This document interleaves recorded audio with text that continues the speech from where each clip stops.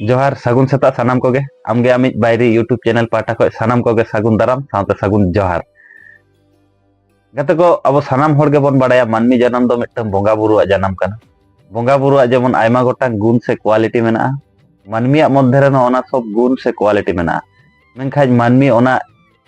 Passive रेगे बन दोहो का खातिर अबवा गुण दो सुप्त अवस्था रे मेना जुदी मानमी बन मोनेया जे ओना गुण एक्टिव कते अबो हो जीवन रे जहाना जिनिस बन एचिबा से जहान जिनिस अब अर्जन सेना बना ओना दो अब बन दाड़िया गाते को मेनखाय अडिगान हर नोआ आकोआ शक्ति बाको बुझाव दाड़िया खातिर इन जेनारेल माने साधारण भावे कते के जीवन यापन को खांडावा उनकाना के तेहेन दो मिटन गुण से क्वालिटी ते गालोच हुआ तो ओना गालोच मांग रे गाते को मानमी रिलेटेड गुण मिटन सीरीज बना हुआ जहां को नोआ यूट्यूब चैनल पर नेलेआ ओना सीरीज रे दो माने मोटिवेशन जहां गुण मेना मानमिया ओना को निये पर हिजुआ जहां नोआ चैनल पे नेलेआ सब्सक्राइब कर तबन पे कारण सब्सक्राइब लेखाय लॉस दो बांग हुई तबना मोटामुटी 1% 2% होले मने दाड़े बन नामा जहां मने दाड़े ते अब जीवन रे लड़ाई रे बन जितकर दड़ा और नोआ वीडियो मुचाद धरे नेल तबन पे कारण जुदी हाथ रे बन नेला ताहले अब बाबन बुझे दड़ा नोआ रे इनर मीनिंग से मूल जहां आले लई पसनाव सेना बना अब सामंग रे जहां तेहेन जहां मिटन क्वालिटी से गुण ते गालोच हुई ओना दो दिकु ते दो को लिया दृढ़ संकल्प माने हर ते दो को लिया आम चेतान रे आमा केटेज पतियो दाड़े से केटेज कमिटमेंट जहां को लिया तो कते को नोआ गुण ताला तेगे किंतु अब दुनिया रे झोतो जिनिस बन अचीवमेंट दाड़ा पठुआ गिद्रा को जुदी लिया निया बछर हयतो भागिन रेजाल्टा एकाडेमिक सेशन जुदी अब मिद बछर बन साबा ओना मिद बछर धरे जुदी फुल डेडिकेशन कते आजे कामिया से आजे पढ़ा ताले किंतु सक्सेस दो नामा और आबोरेन पठुआ गिद्रा बोलो अब समाज रे आयमा गोटांग हर नेल हुई कना नोआ जे दृढ़ संकल्प से केटेज पतियो निजे चेतान रे बांग ताहे खातिर किछु दिन चलाव पर गे आकोआ जहां कमिटमेंट से आको जहां मिटन मने रे को केटेज को साब दोहो लिया ओना को बाको साब दोहो दड़ा ओना बांग साब दोहो खातिर उनको को फेलियरवा झोतो जायगा रे के नोआ दृढ़ संकल्प और केटेज पतियो दाड़े जुदी बांग तहेना माने आबो सक्सेस रे रेट दो अडी गान कमोआ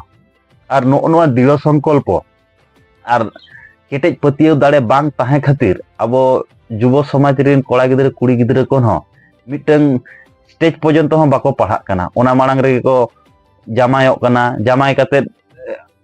अब बन बाड़ाय गया सानाम हर तिना अनाट एटकेटोणे काते उनको जीवन के को बर्बादिया तो आमगे आमी बायरी यूट्यूब चैनल पाहटा को सानाम ऑडियंस से सानाम आंजोमिया नेनेलिया कोठे अरदास नोआगे मानमी जानम दो मिटन बोंगा बुरुआ जानम कना जुदी अब बन फील दाड़िया नोआ ताले मानमी जीवन दो मिटन पूरा टोटल टा के बदलोआ अब ओना बाबन फील दाड़ा खातिर अब इन जेनरल रेंगे किसर ओना मा तो तहन गया गाते को मेनखाय जे हाई थिंकिंग जे मिटन क्वालिटी लाइफ से मिटन स्टैंडर्ड लिविंग नोआ बाबन दाड़िया तो नो नोंकाना मोटिवेशन कहानी साथे मोटिवेशन गुण क्वालिटी कते मिटन सीरीज बना हुआ जहां को नोआ वीडियो बन नेलेआ नोआ चैनल सब्सक्राइब का तबन पे सब्सक्राइब लेखा लॉस दो बांग हुआ 1% 2% होले मनेर दाड़े नामोआ जहां मनेर दाड़े ते अब जीवन रे लड़ाई तेबन जितकर दाड़िया मा एनखान सानाम को यार मिदा जोहार एम कते तेहना वीडियो दो मुचेदो कना किंतु मुचेद मांग रे जहां बार बार मिटन कथा लई हुआ नोआ दुनिया धरती रे सानाम हर खुशी रस्का ते को तहन मा साथे आबो हो खुशी रस्का ते बन तहन मा और एटा होड़ा खुशी रे आबो हो कटिज बन खुशी मा और आबो बन खुशी लेन खाज मारांग बुरु जाहेर आयो मोणे को तुरुई को नुकु हो को खुशिया और नुकु को खुशी को तहे लेन खाज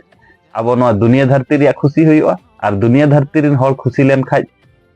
अब होबन खुशिया सानाम किछु खुशी तहना मा एनखान तेहना वीडियो दो नोडे गे मुचेद एना जहां को नोआ वीडियो पे नेलेआ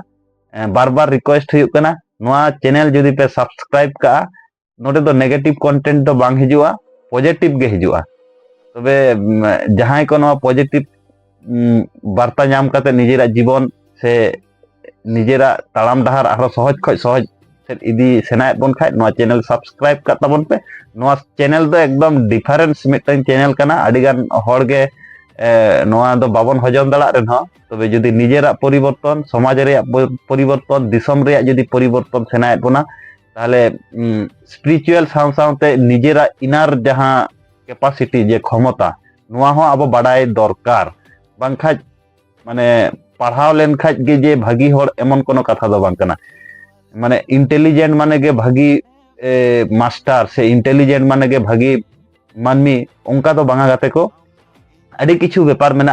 mitten human body complete human capacity जे ह्यूमन बॉडी तैयार करते गेले अड़ी गोटांग क्वालिटी से गुणते बेना तो नोआ चैनल रे बई बईते हिजुआ नोआ को नोआ चैनल जहां पे नेलेआ सब्सक्राइब का तबन पे और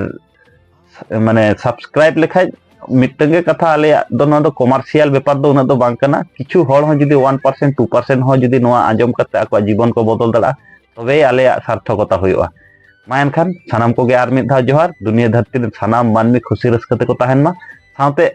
एटा होड़ा खुशी रे आबो होबन खुशी मा और आबो बन खुशी लेन खाय चर्चा दो मारांग बुरु जाहेर आयो मणे को तुरुई को नुकु को खुशिया और नुकु को खुशी लेन खाय नोआ दुनिया धरती रे कल्याण से दुनिया धरती रे मंगल होयो मा एनखान सानाम को गे आर मिद धा जोहार।